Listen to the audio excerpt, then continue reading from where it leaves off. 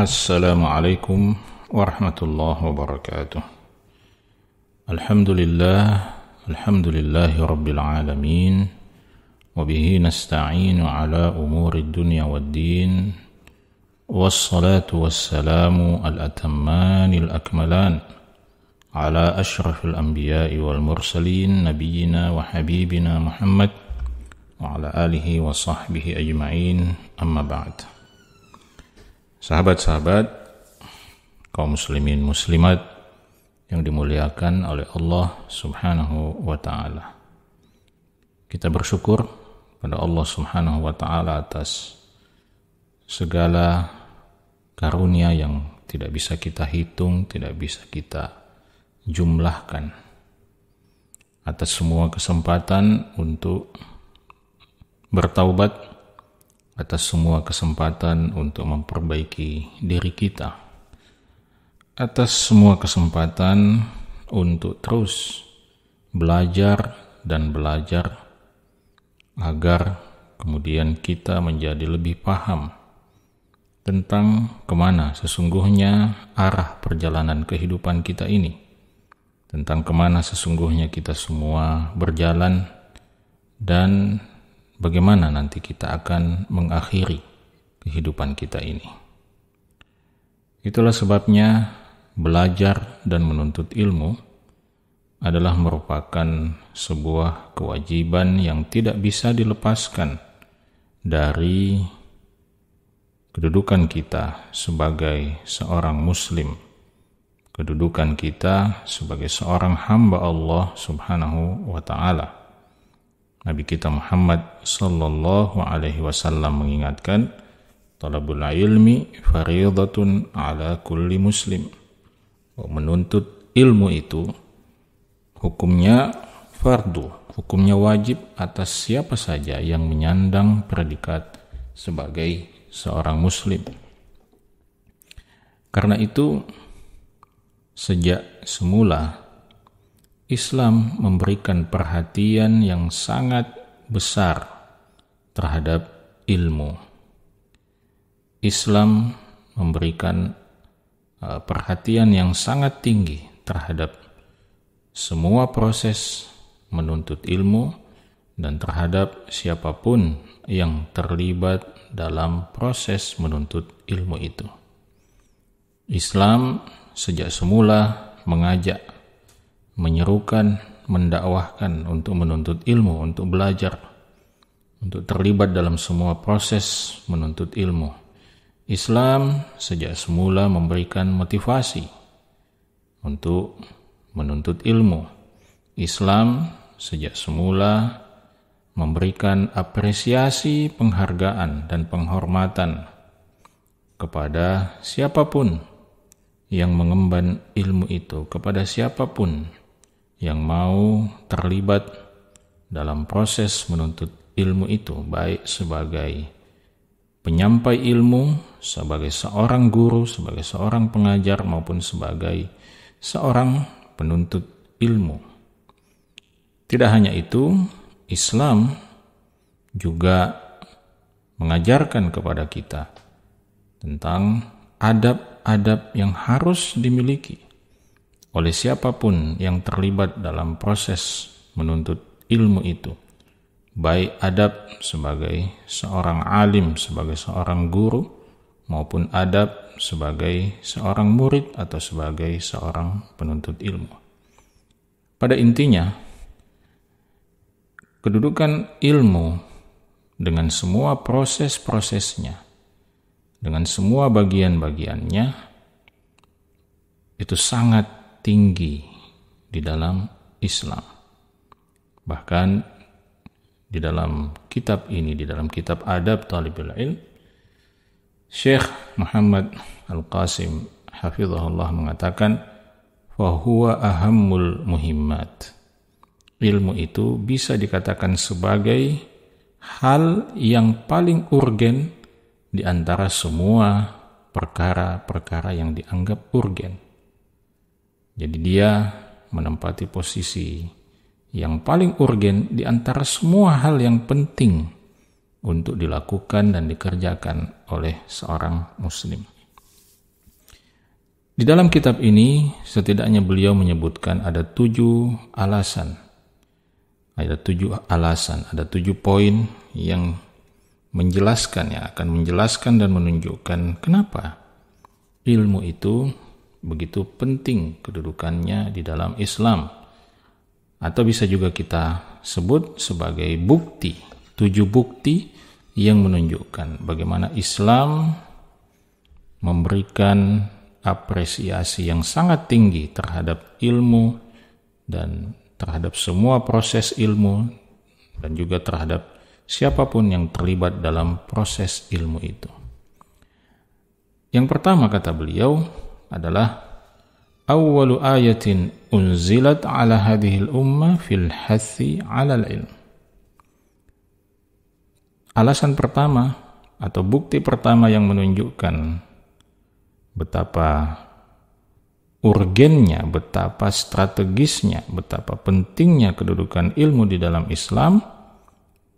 Bukti yang pertama adalah bahwa ayat pertama yang diturunkan kepada umat ini adalah ayat yang memberi motivasi dan dorongan untuk berilmu, untuk belajar, untuk menuntut ilmu.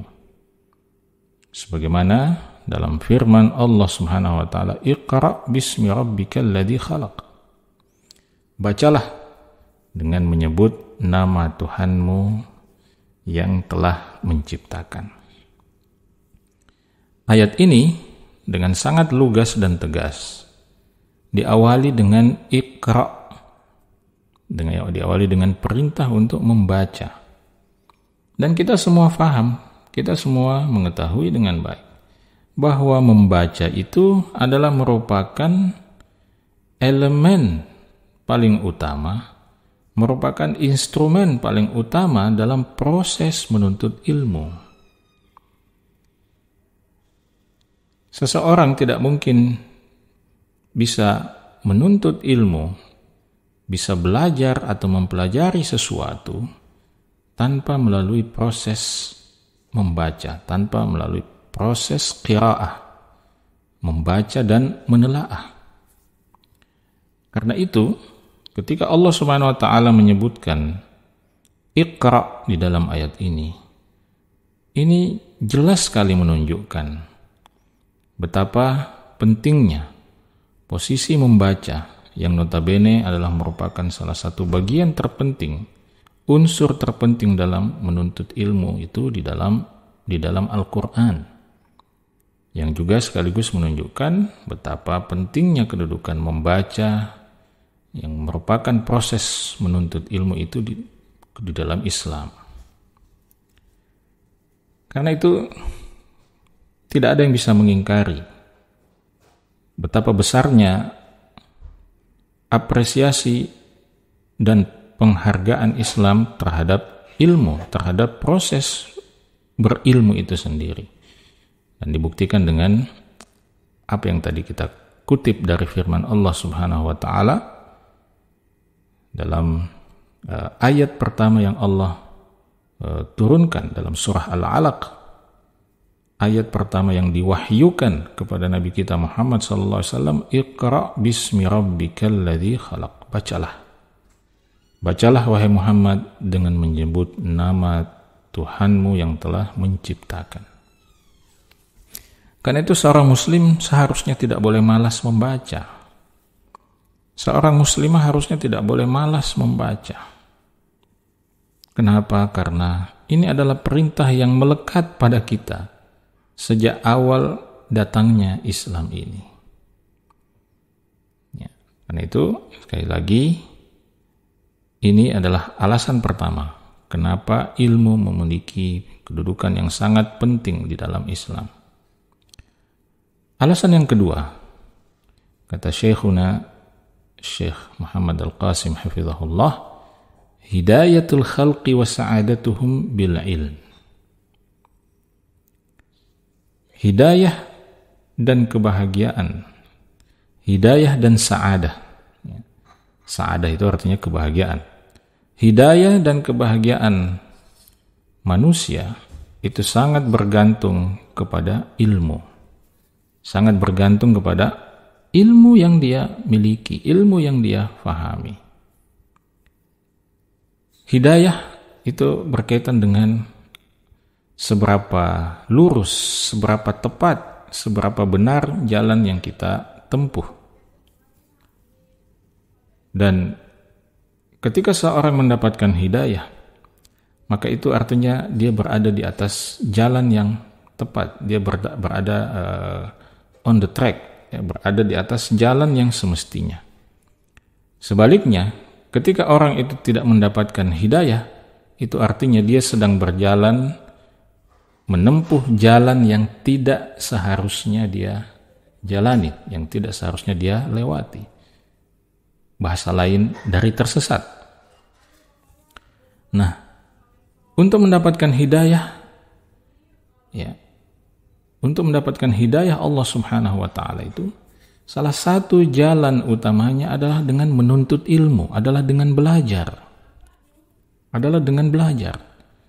Memang Anda bisa mengatakan bahwa hidayah itu sepenuhnya milik Allah, memang seperti itu. Betul bahwa Allah Subhanahu wa Ta'ala akan memberikan hidayah kepada siapa yang Dia kehendaki. Tapi jangan lupa, hidayah itu juga adalah sesuatu yang harus kita ikhtiarkan, harus kita upayakan, harus kita cari, harus kita kejar. Dengan cara apa? Dengan cara menuntut ilmu. Dengan cara kita belajar memahami Al-Quran, belajar memahami sunnah Nabi SAW, belajar memahami tentang untuk apa hidup kita ini, belajar memahami tentang siapa kita ini, belajar memahami akan kemana kita ini. Dan itu artinya kita harus menuntut ilmu. Dan semua poin-poin yang tadi kita sebutkan itu sangat berkaitan erat dengan kebahagiaan kita.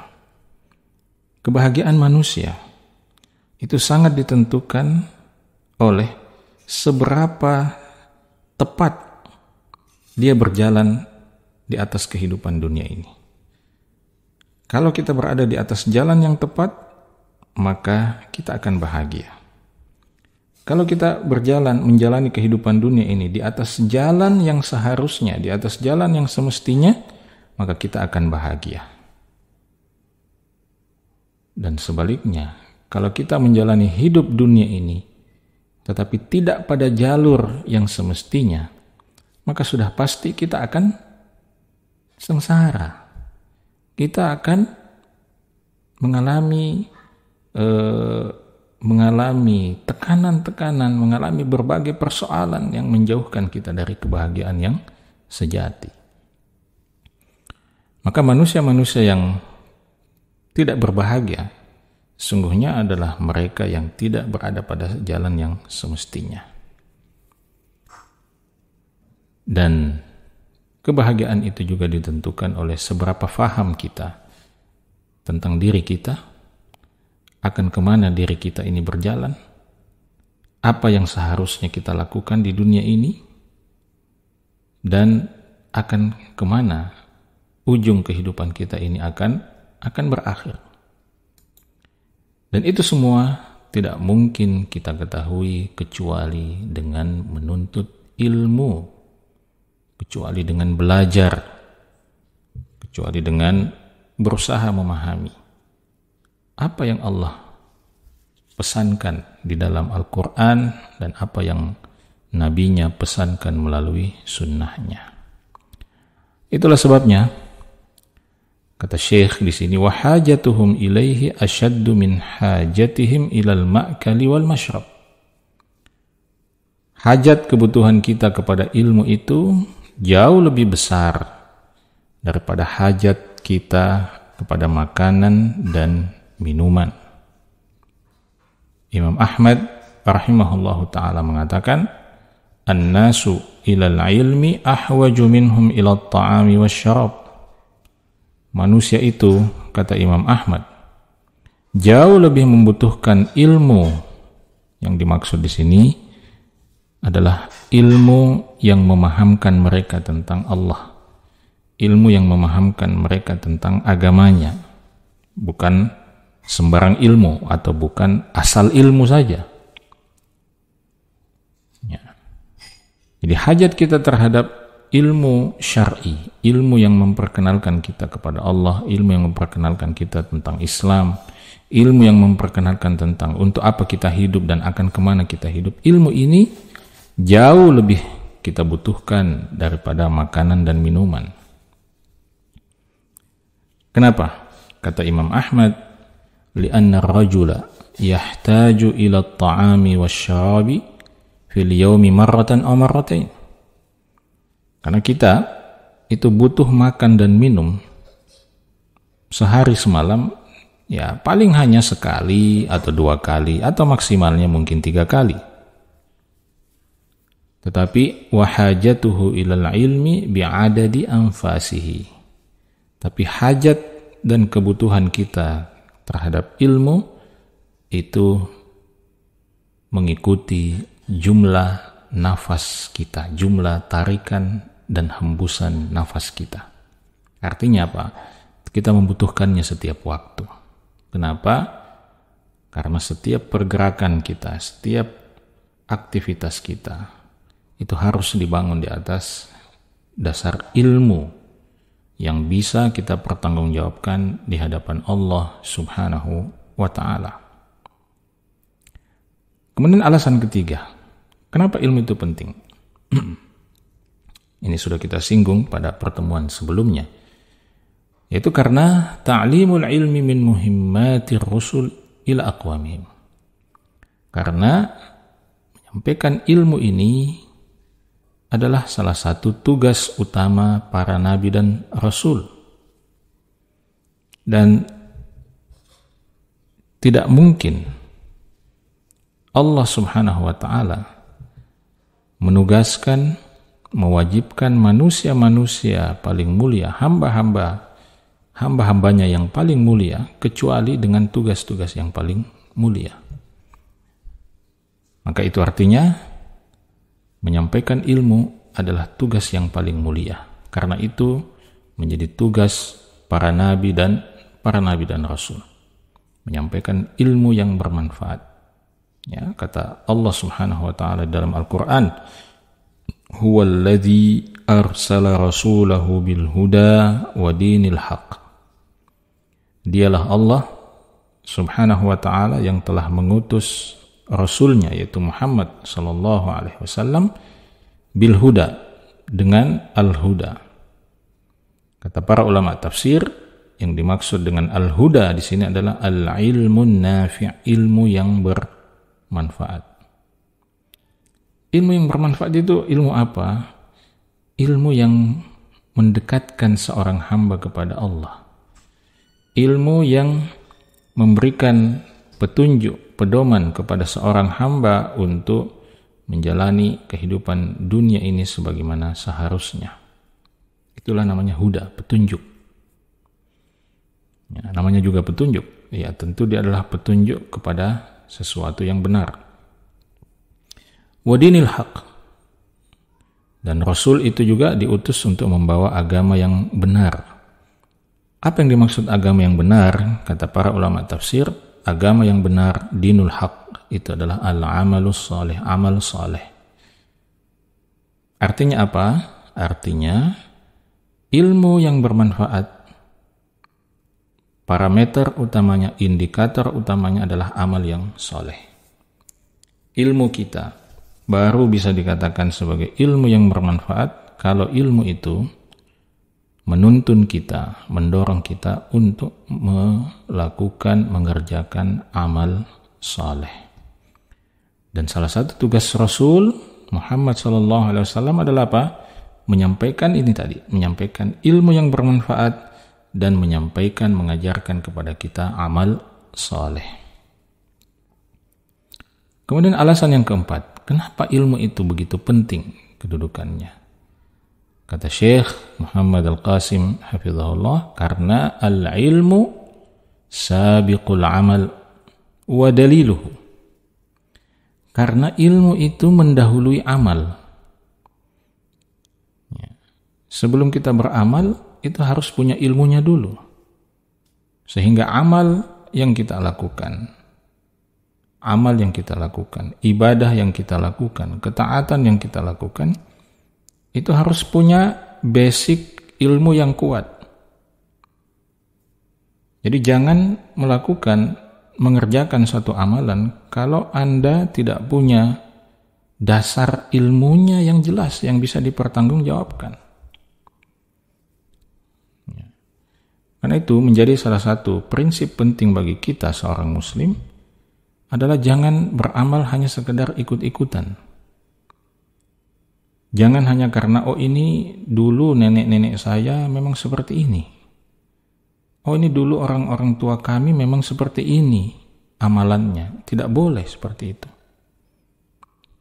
Karena jawaban seperti itu sama dengan jawaban orang-orang musyrik di zaman Nabi Shallallahu Alaihi Wasallam. Ketika diajak untuk mengikuti yang benar, mereka mengcounter jawaban itu, ajakan itu dengan mengatakan, kami akan tetap melakukan apa yang dahulu dilakukan oleh nenek-nenek moyang kami. Maka bagi kita, ilmu itu adalah panglima. Ilmu itu adalah panduan beramal, dalil. Ya, di sini Syekh mengatakan sabiqul amal wa daliluhu. Ilmu itu mendahului amal dan menjadi dalil, menjadi penunjuk jalan bagi amal itu. Jadi bagi seorang muslim, amalnya itu akan selalu mengikuti petunjuk ilmu yang dia miliki. Nah, bagaimana kita bisa memiliki petunjuk ilmu itu kalau kita tidak mempelajarinya? Bagaimana bisa kita memiliki panduan ilmu itu kalau kita tidak mempelajarinya? Dan itu Syekh mengatakan fala tasihhul a'mal wa la tuqbal. Amal-amal soleh itu tidak sah dan tidak diterima oleh Allah illa bil ilm, kecuali kalau memiliki basic ilmu. Ya, memiliki dasar ilmu syar'i yang bisa dipertanggungjawabkan. Karena ini semua harus berdasarkan dalil.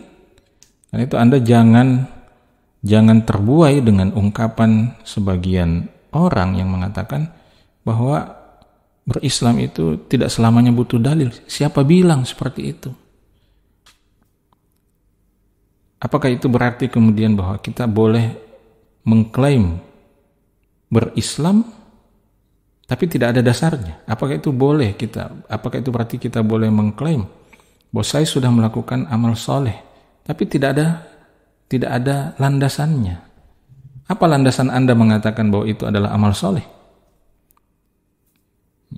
Itu amal soleh menurut Anda atau menurut Allah dan Rasulnya? Sesimpel itu berislam.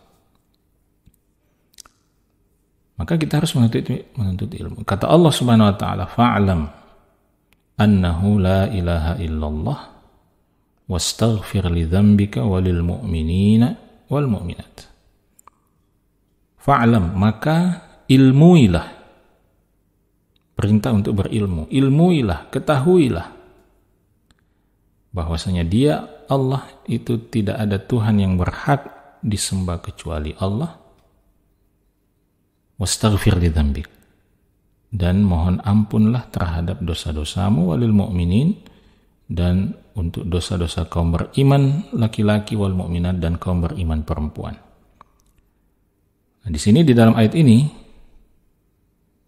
Allah Subhanahu wa taala mendahulukan kata i'lam, ilmuilah, ketahuilah.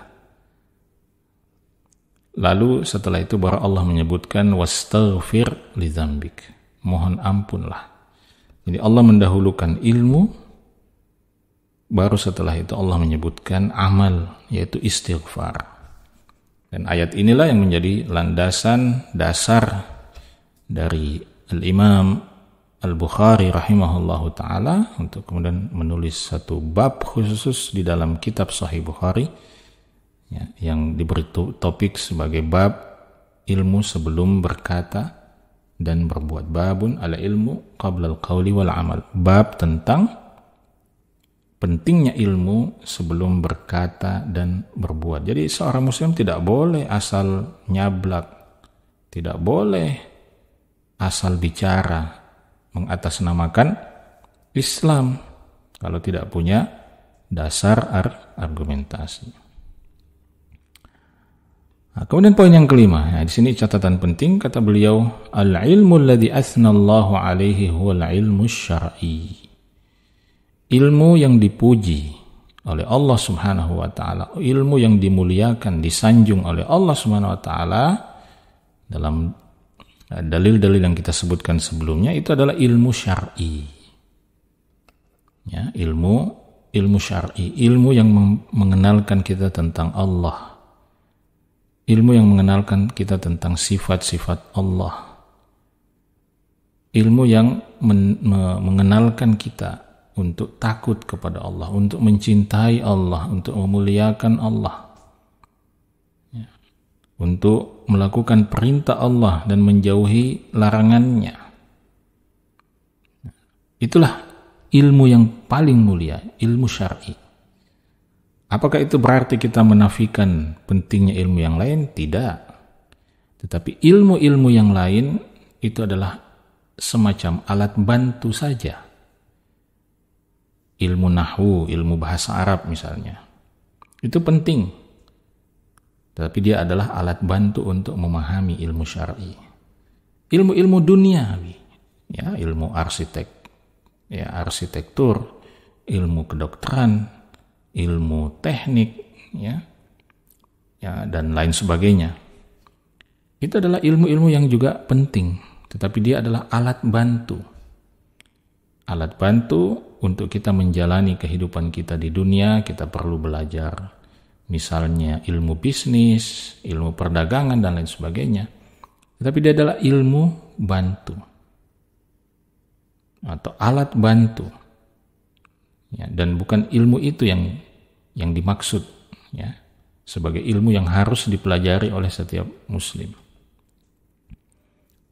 Tapi ilmu yang harus dipelajari oleh setiap muslim adalah itu tadi, ilmu yang mendorong kita untuk lebih mengenal Allah, lebih mengenal tentang agama Allah subhanahu wa ta'ala yang akan menuntun kita menjalani kehidupan dunia ini dengan bahagia dan sukses sampai ke kehidupan akhirat kita. Kemudian yang keenam,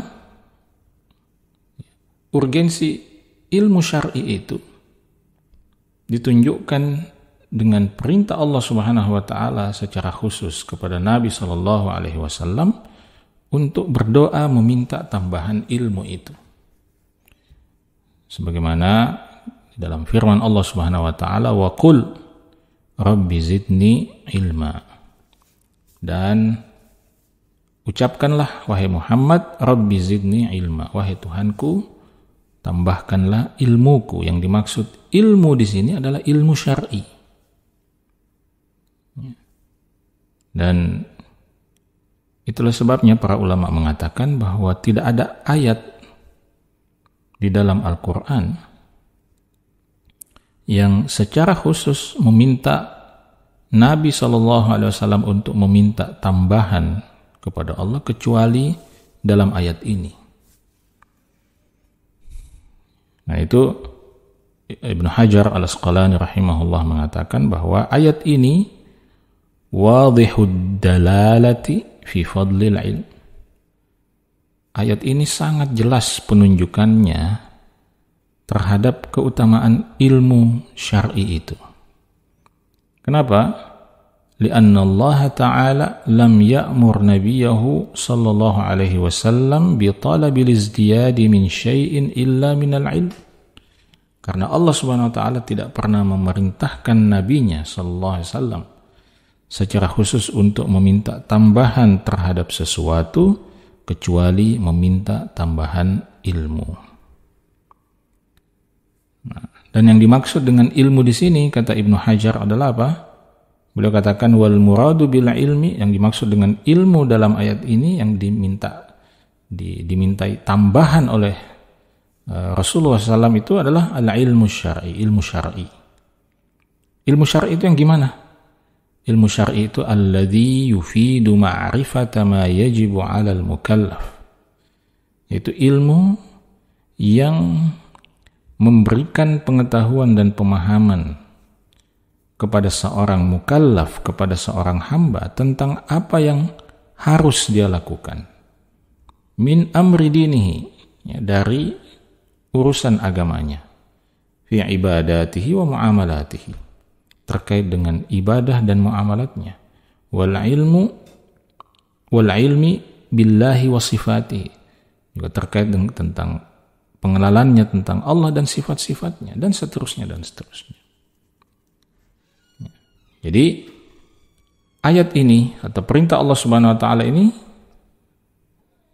sekali lagi menunjukkan bahwa Allah tidak mungkin memerintahkan Nabi kita SAW untuk meminta tambahan sesuatu kecuali bahwa sesuatu itu pasti sangat istimewa di sisi Allah Subhanahu wa taala. Lalu yang terakhir, poin yang ketujuh, kenapa ilmu itu sangat penting? Kedudukannya di dalam Islam, kata Syekh Muhammad Al-Qasim, "Idza dhahara al-ilmu fi balad, kathura fihi al-khair." Kalau ilmu syar'i itu tampak, menonjol, tersebar luas di suatu negeri, kathura fihi al-khair, maka semakin banyaklah kebaikan di dalam negeri itu. Semakin banyak ilmu syar'i tersebar di satu tempat, di satu kampung, di satu wilayah, di satu negara, maka insya Allah tempat wilayah itu akan dipenuhi dengan kebaikan. Kata Al-Imam Ibn Qayyim Al-Jauziyah rahimahullah, "Fama kharabul alami illa bil jahl."